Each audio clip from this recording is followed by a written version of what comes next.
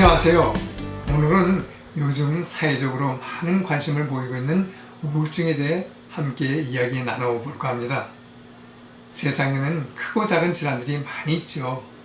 그 중에서 감기는 쉽게 걸리는 질병 중 하나이지만 며칠 푹 쉬면서 약을 먹게 되면 빨리 나을 수 있기에 사람들은 감기를 질병이라고 생각하기보다는 잠시 왔다 가는 증상에 불과하다고 생각하는 경우가 많지요. 이와 같이 흔히들 마음의 감기라고도 불려지고 있는 우울 증세도 현대인들에게 흔하게 나타나고 있는데 그 정도가 다를 뿐이지 누구에게나 발생하는 흔한 심리 상태 중 하나입니다. 그런데 경우에 따라서 이러한 우울 증세는 인간의 삶을 한꺼번에 휘저어놓아 한 사람의 몸과 마음은 물론 가정과 직장 생활까지도 황폐화시킬 수 있습니다. 최근 들어 우울증이 심각한 사회 문제로까지 부각되고 있는데 이는 생활 전반에 걸쳐 그만큼 많은 사람들이 이로 인해 괴로움을 겪고 있기 때문이 아닌가 생각됩니다. 우울증 발생 빈도의 성별 차이는 연령에 따라 다르지만 일반적으로 평생 유병률이 여성에게서 약 20% 정도로 남성의 10%에 비해 2배나 높으며 대부분 경우 우울한 증세는 수일 또는 수주일 내에 사라지고 잊혀지게 되는데 어떤 사람들에게는 이러한 증세가 수개월 혹은 수년 동안 꾸준히 지속되기도 하며 이러한 병적인 우울 증세에 빠지게 되면 공허해지고 무력함을 느끼면서 모든 일에 무관심해지며 짜증과 함께 혼란스럽고 집중하기도 힘들고 간단한 결정조차 할 수 없게 되며 경우에 따라서는 심한 체중 증가와 체중 감소 등 체중 변화까지 수반되기도 하지요. 이래서는 안 되겠다고 마음을 다잡고 스스로 기운을 내보려고 하지만 그러한 노력도 숲으로 돌아가 아무 때나 이유 없이 눈물을 흘리기도 합니다. 세계보건기구 WHO에서 발표한 각종 질환으로 인한 건강한 삶의 상실 기간을 기초로 하여 질병 부담에 대한 비교 연구 결과에 따르면 2004년에는 우울증이 모든 질환 중 3위에 올라 있고 2010년에는 허혈성 심장 질환에 이어 2위를 차지하였으며 2030년에는 1위가 될 것을 예고하고 있습니다. 또 다른 자료에 의하면 우울증의 장애 정도는 고혈압, 당뇨, 관절염, 요통 등과 같은 만성질환의 장애 정도보다 더 크며 실명이나 사지마비에 의한 장애와 거의 맞먹을 만큼 크게 영향을 미친다는 보고도 있습니다. 우울증의 다양한 유형들을 살펴보면 첫 번째는 기분 부전증입니다. 오랜 기간 동안 열등감과 좌절감으로 인해 나타나는 우울증으로 항상 기분이 다운되어 있지만 그 이상 깊은 우울증으로 가지는 않습니다. 두 번째로는 조울증인데 감정의 기복이 심해서 행복과 슬픔과 절망 사이를 극에서 극으로 오가기도 하지만 가끔은 정상적인 기간도 있죠. 세 번째는 산후 우울증인데요. 출산 후 4주 이내에 나타나는 우울이나 불안 증상으로 우울한 기분과 함께 불면이라든지 체중 변화, 의욕 저하, 집중력 저하, 무가치감 등으로 인하여 일상생활에 어려움을 겪게 되며 과거 우울증 병력이 있는 여성들에게 나타나는 경향이 많은데 이는 출산 후 급격한 호르몬 저하에 기인합니다. 네 번째로는 불안 우울증입니다. 우울증이 불안과 동반할 때 나타나는 경우로 과잉 충동 장애라든지 자살 충동과 건강연료 불안증 등이 여기에 속합니다. 마지막 다섯 번째는 강박증인데요. 이 경우는 불면증과 공황발작, 공포감과 파멸감 등이 교차되는 우울증입니다. 이러한 우울증의 일반적인 약물 치료법으로 예전에는 모노아민 산화효소 억제제인 MAOI나 사망계 항우울제인 TCA 제제가 많이 사용되었지만 적지 않은 부작용으로 인해 요즘은 효과와 부작용 면에서 개선이 되었다는 SSRI 제제와 SNRI 제제 그리고 NASSA 제제 등이 치료에 활용되고 있는데 그 중에서 선택적 세로토닌 재흡수 억제제인 SSRI 제제가 가장 많이 사용되고 있으며 불안 증세나 수면 장애가 동시에 나타날 경우에는 항불안제인 벤조디아ze핀계 약물과 수면 유도제나 신경 안정제 등을 함께 처방하기도 합니다. 그러나 이러한 약물 처방들은 대증요법적인 증상 개선 효과만을 기대할 뿐이지 우울증 자체를 치료해 주지는 못하지요. 그러면 지금부터 요즘 가장 많이 처방되고 있는 SSRI 항우울제에 대해 알아보도록 하겠습니다. SSRI라는 단어는 Selective Serotonin Reuptake Inhibitory의 약자로 선택적 세로토닌 재흡수 억제제를 말하며 뇌에서 선택적으로 세로토닌이 재흡수되는 것을 억제시키는 양리 기전을 통해 우울 증상을 개선시키죠. 세로토닌은 인간의 감정과 식욕과 수면 그리고 근수축 등 다양한 반응에 관여하는 물질로 특히 행복감을 느끼게 해주는 역할을 하기 때문에 행복 호르몬이라고도 불리기도 합니다. 뇌에서는 신경 간의 신호 전달을 위해 신경 전달 물질을 분비하는데요. 세로토닌도 그렇게 분비되는 신경 전달 물질 중 하나이죠. 이렇게 분비된 세로토닌은 다시 뇌에서 재흡수되는데 체내 분비가 충분치 않은 상태에서 재흡수가 이루어지게 되면 뇌 안의 세로토닌 농도는 더욱더 감소하게 되겠죠.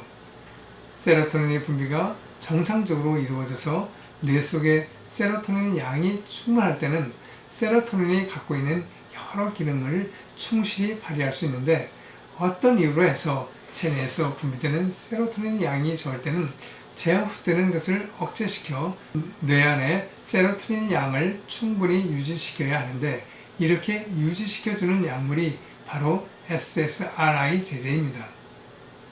조금 더 이해를 돕기 위해 예를 하나 들어볼까요? 봄에 농촌에서 모내기를 합니다. 모내기를 하려는데 논에 물이 충분치 않으면 모내기를 할 수 없죠. 그래서 충분한 물이 고일 때까지 물이 흘러나가는 도랑을 막아 놓습니다. 모내기를 할 수 있는 충분한 양의 물이 고여있게 되면 그때 모내기를 합니다. 모내기를 끝냈다고 막아 놓았던 도랑을 열어놓게 되면 물이 흘러나가 논에는 또다시 물이 부족하게 되고 벼들이 정상적으로 자라날 수가 없게 되죠. 벼들이 정상적으로 자라나기 위해서는 도랑을 계속 막아놓은 상태로 충분한 물이 고여있게 해야 합니다.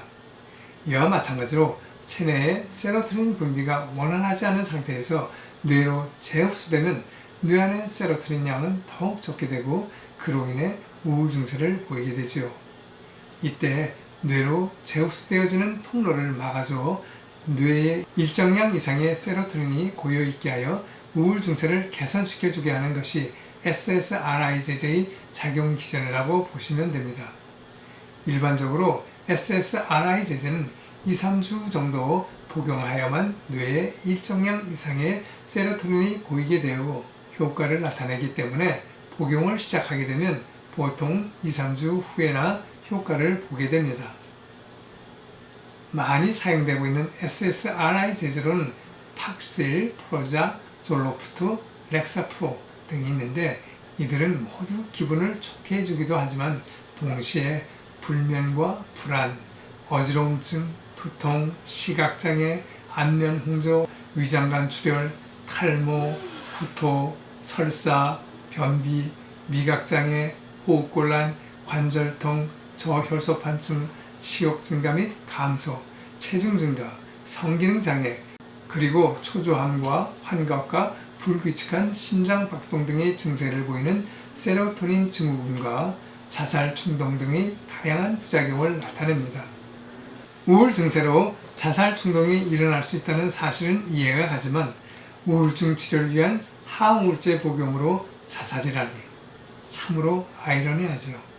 우리는 종종 유명 연예인이나 사회적으로 이름이 알려진 인사들이 어느 날 갑자기 아무런 사전 예고도 없이 세상을 등졌다는 뉴스를 접하게 되는데 그 중에서 아마도 적지 않게 항우울제 부작용으로 인한 경우가 아닌가 생각하게 되네요.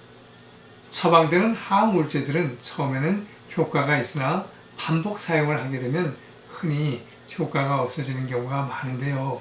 앞에서 소개해드린 대로 SSRI계의 항우울제는 기분을 좋게 하는 호르몬을 뇌 속에 유지시켜줄 뿐 만들지는 않기 때문에 한동안 뇌는 호르몬 수치가 높고 기분이 상승된다고 착각하게 됩니다. 그러나 수개월이나 1년 후부터는 효과가 감퇴되고 결국 본래의 호르몬 부족으로 고통받게 되거나 약을 끊은 후에는 오히려 기분이 나빠지는 것을 느낄 수 있는데, 이는 뇌가 기분을 좋게 만드는 일시적인 약에 속아 소량의 호르몬에 반응하는 방법을 잊어버리게 되고, 그로 인하여 적은 양의 호르몬을 효과적으로 사용하기 어렵게 되어버렸기 때문입니다. 그렇다면 바람직한 치료 방법으로는 어떤 것이 있을까요? 우울증은 갑자기 생겨나는 것이 아닙니다. 어느 날 아침에 일어났더니 우울증 환자가 되어 있는 것이 아니라 일상생활 가운데서 구조적인 면, 기능적인 면, 환경적인 면, 정신적인 면에 이상이 생겨서 나타나는 하나의 증세로 보아야 합니다.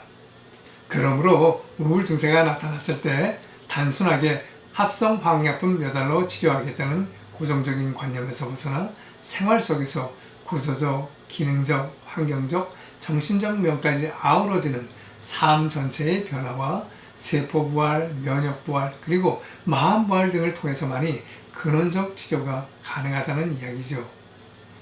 약에 의존하지 않고 뇌에서 스스로 설렘과 함께 기쁨과 행복을 느끼게 하는 물질인 도파민, 노르에피네프린, 세로토닌, 가바, 에피네프린, 엔돌핀, 옥시토신, 바소프레신 등을 만들어낼 수 있는 여건을 마련해주는 생체부활요법을 적용시킬 때 몸은 주인에게 회복이라는 선물을 안겨주며 우울증의 질교와 약으로부터 자유함을 얻게 됩니다.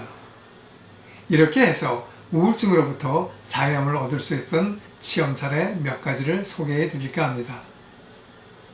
첫 번째 사례로는 43세의 여성으로 오랫동안 불안과 불면의 정도가 심한 분으로 특이한 증상으로는 하루 24시간 항상 불이 켜져 있어야 하고 옆에서 사람이 이야기를 해주지 않으면 불안하여 견딜 수가 없다고 하며 음식 냄새조차 역겨워 생활에 적지 않은 어려움을 겪고 있다고 합니다.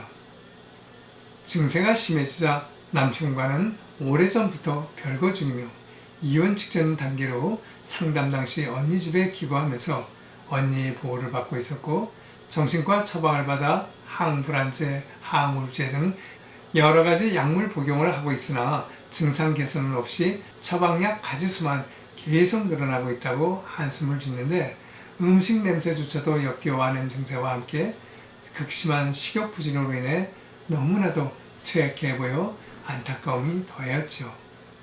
오랜 시간 상세한 상담을 마치고 생체부활요법을 기본으로 해서 생체 내 세포 부활과 마음 부활을 위한 처방을 적용하였는데, 한 달 지나면서 증세가 점차 호전되기 시작하더니 오래지 않아 빠르게 회복되어 그토록 심한 증상을 보여왔던 불안과 불면증으로부터 자유함을 얻게 되었죠.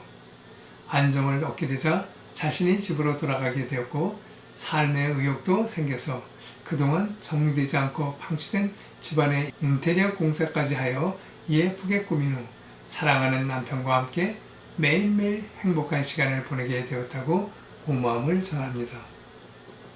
두 번째 사례로 어느 날 봄날 오후 상담실 문을 녹화하며 여성 한 분이 들어섰죠. 38세 된 여성으로 첫눈에 들어오는 외모는 남자 추리닝 바지에 슬리퍼 차림으로 산발한 머리와 웃음 잃은 수척한 얼굴로 너무나도 측은해 보였습니다. 무엇인가 도움을 주어야 하겠다는 마음으로 상담을 시작했는데, 상담 중 현재 정신과 처방을 받아 항우울제와 신경안정제 등의 약물을 4년 가까이 복용하고 있다고 하며, 남편분은 강남에 위치한 모 대형교회 부목사라고 합니다. 대형교회 부목사의 하루 일과는 아침 일찍 일어나 새벽 기도에 참석 후 교회 내 업무와 담당 교구 전반에 대한 업무 처리, 그리고 교인 가정신방과 기륭사 참석 등 바쁜 일상이죠. 그로 인해 자연히 귀가 시간은 늦어져 아내와 소소한 대화를 나눌 시간이 없어지고 파김치가 되어 들어간 남편에게 이야기를 건네려 치면 짜증내는 경우가 많아 변변한 대화를 나누지 못하였다고 하네요.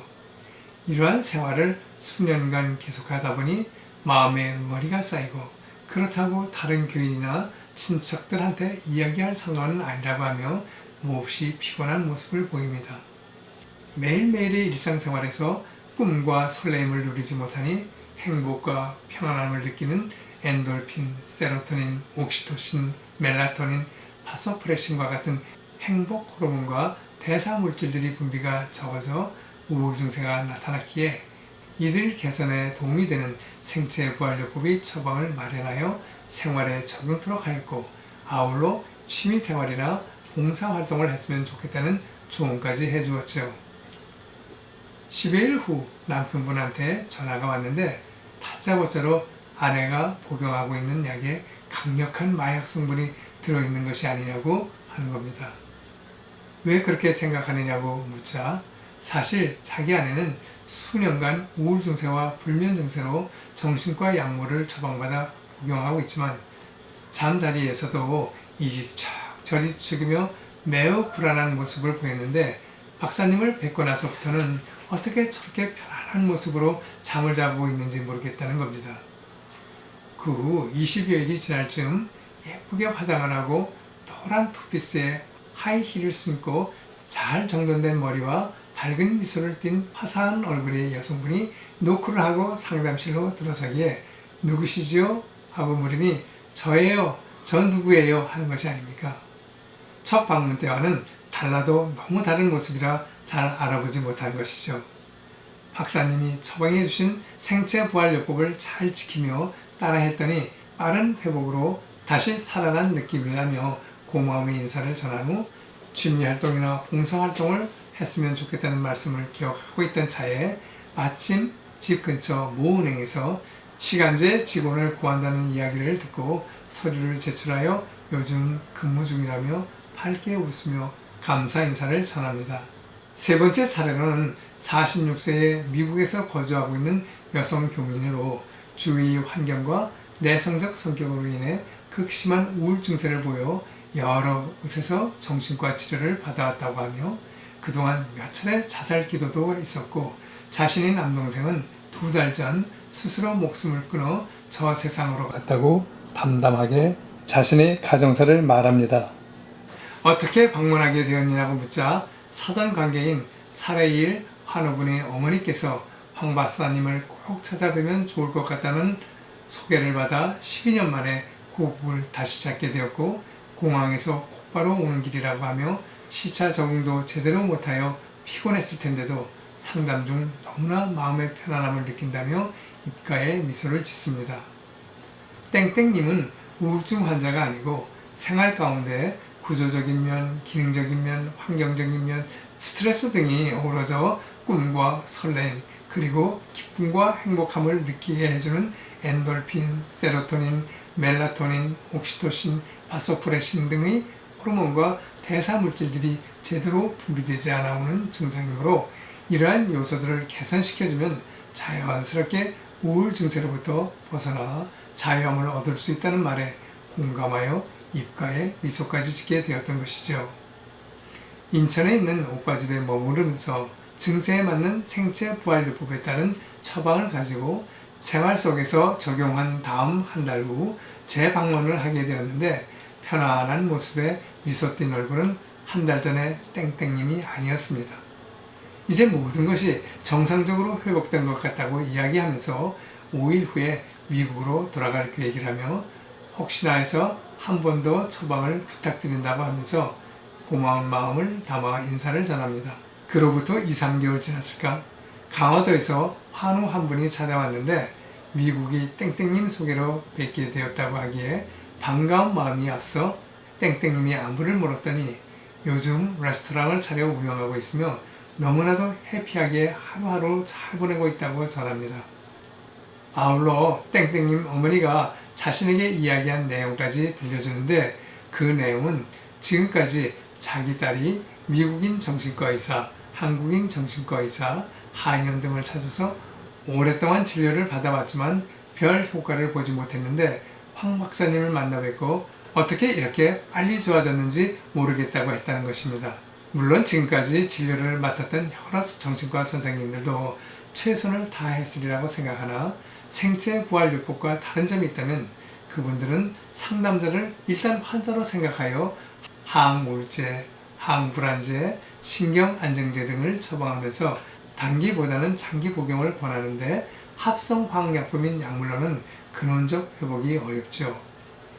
생체부활요법에서 말하는 우울증이란 앞서 이야기한 것 같이 생활 가운데서 나를 설레게 하고 즐겁고 행복하게 해주는 호르몬과 대사물질이 적게 분비되어 나타나는 하나의 증세이기 때문에 이를 개선해주는 처방들을 생활 가운데서 응용하여 실행하게 되면 자연스럽게 우울 증세로부터 벗어날 수 있음을 경험하게 됩니다. 내 몸 안에 있는 회복 기능을 정상화시켜주는 생체부활요법의 처방은 이렇게 우울증 바이러스로부터 자유함을 얻을 수 있게 하지요. 32세의 여성으로 서너 달 전부터 나타나기 시작한 우울 증세가 최근에 점점 심해져 며칠 전 정신과 치료를 위해 병원을 찾았는데 상담과 함께 실시된 설문지 작성 시 자살 충동이 있었느냐는 항목에 그렇다고 표기를 했다고 합니다. 그 결과 당장 입원 치료를 받아야겠다는 이야기를 듣고 망설이다가 지인이 소개로 박사님을 뵙게 되었다고 하여 상담이 이루어졌죠. 가슴은 답답하고 불면과 함께 깊은 잠을 이룰 수 없고 쉽게 짜증이 나며 최근에는 무기력감까지 느껴져 무척이나 고통스럽다고 하네요. 상담 과정에서 우울 증세를 보이게 된 이유를 알게 되었는데 까닭인즉 6개월 전 가정사로 인해 넓은 평수의 아파트에서 평수를 줄여 이사를 했다고 합니다. 삶의 공간이 좁아지니 불필요한 가재도구를 버리는 과정에서 자신의 방에 커다란 화장대가 있는데 그것까지 버려야겠다고 하여 그로 인해 어머니와 몇 달 동안 다툼이 있었는데 그 시점으로부터 우울 증세가 나타났다고 하네요. 어머니와 함께 다시 방문했으면 좋을 것 같다고 하니 서너 시간 뒤 어머니와 동행하여 상담실 문을 노크합니다. 어머니에게 이야기했죠. 따님 방에 있는 화장대가 따님에게 무슨 사연이 있는 것 같은데 꼭 치워야겠냐고 말이죠. 그 말에 꼭 그렇지는 않지만 집이 좁아서 작은 화장대로 대신했으면 했는데 정 그렇다면 딸이 원하는 대로 하겠다는 어머니 말에 딸의 얼굴에 환한 미소가 지어졌습니다. 아무런 약물 처방 없이 단지 마음 부활로 우울 증세로부터 자유함을 얻게 되었죠. 그 후 보름 정도 지났을까 작은 꽃다발을 들고 찾아온 따님은 명동에 있는 꽤 이름이 알려진 체인점 매점에서 지배인으로 일하게 되었다며 미소 띤 얼굴로 감사의 인사를 전합니다. 이와 같이 우울증이란 앞에서 소개해드린 대로 일상생활 가운데서 구조적인 면, 기능적인 면, 환경적인 면, 정신적인 면에 이상이 생겨 일어나는 하나의 증세이며 근원적 치료를 위해서는 합성 황약품인 알약 한두 개로 해결되는 것이 아니라 생활 가운데서 나를 설레게 하고 즐겁고 행복하게 해주는 호르몬과 대사물질들이 충분히 분비할 수 있도록 해주는 방법들을 매일매일 삶 가운데서 실행하게 되면 자연스럽게 우울증으로부터 벗어날 수 있음을 경험하게 됩니다. 이제 우리 모두 우울증 바이러스의 굴레로부터 벗어나 우울증으로부터 자유함을 누리시고 행복한 삶을 살아가시기 바랍니다. 오늘 드린 말씀 도움이 되셨나요? 감사합니다.